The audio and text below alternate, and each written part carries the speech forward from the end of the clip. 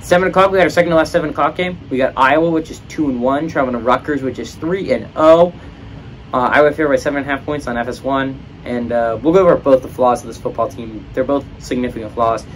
Spencer, I hardly know her. Petrus has gone 37-77 early on, thrown for only 376 yards, 1 touchdown to 2 interceptions.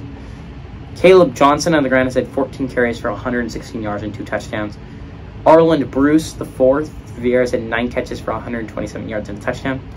Evan Simon through the air has gone 27-40, thrown for 266 yards, 2 touchdowns, 0 interceptions. Al-Shadi Salam on the ground has had 21 carries for 137 yards and 2 touchdowns. And Aaron Cruikshank for Rutgers has had 11 catches for 101 yards and a touchdown. Iowa's 2-0 against Rutgers all time with wins in 2016 and 2019. They beat Rutgers 14-7 in New Jersey in 2016 and 30-0 in Iowa in 2019. Now, know what you're thinking. Rutgers has only ever put up 7 points against Iowa. That's not the greatest news in the world for Rutgers. But on the bright side for Rutgers, Iowa's offense has been dreadful to start the year. Both these offenses have. Iowa got a big win against Nevada last weekend, but it couldn't even be in a normal game. Obviously, Iowa has some of the weirdest games early on in the season. Obviously, there's a 7-3 victory against South Dakota State where they scored 0 touchdowns. Obviously, you had the 1 touchdown game against rival Iowa State where you missed a field goal to tie it late. That was a weird game, weird loss.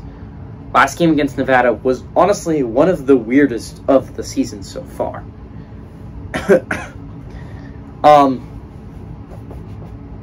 Iowa had a 7 o'clock kickoff. They did not finish that game, I don't believe till like 2 o'clock in the morning. They had an absolute insane weather delay. One where it even made sense at one point just to call it for Iowa, which would be weird and bad, and I hate that in college. But football, playing at 2 o'clock in the morning's got to be nightmarish. Ugh. And it's not even like you had the momentum of the game. Like, it was just like an insane game going into multiple overtimes. No, that was just a game where you're like playing at 2 o'clock in the morning because of a rain delay for like 5 hours. Absolute insane rain delay. But Iowa's games cannot be normal here early on to start. And offense has been dreadful. Rutgers, on the other hand, snuck by Temple last week. A Temple team that is not good. This is not a good Temple team here early on.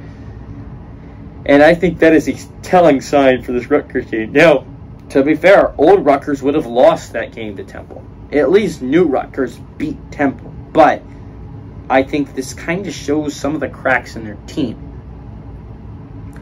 And Rutgers has a tough schedule. They play in the Big Ten, and they play in a Power 5. And as I was saying to my friends last weekend, you play in the Power 5, every team has a tough schedule. Get over it. And I mean, I swear to God, like everyone complains about their schedule every year. You play in a Power 5 conference, you have a tough schedule. It's just the way it is. It's a tough schedule. I get it.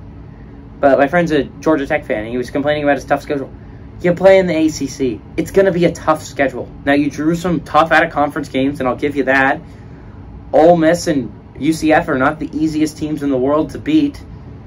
But it's an ACC schedule. Get over yourself. It's a tough one.